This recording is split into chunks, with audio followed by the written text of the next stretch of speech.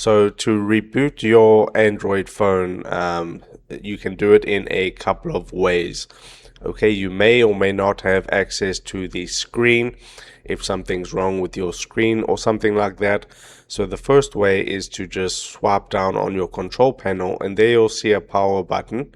If you tap the power button, you can see the restart button there.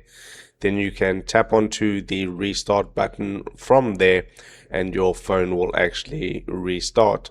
Another way to do that is just by holding down the power button. As you can see, the power button right there.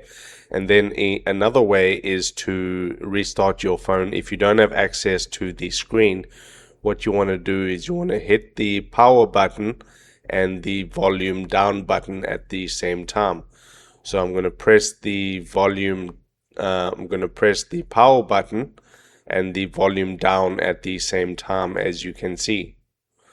And right there you can see this pops up, but if you actually hold down the power button and the volume down, the phone will actually restart by itself without you having to touch the screen. So those are the ways that you can reboot your Android phone. If this helps you out, drop a like on the video and subscribe to my channel.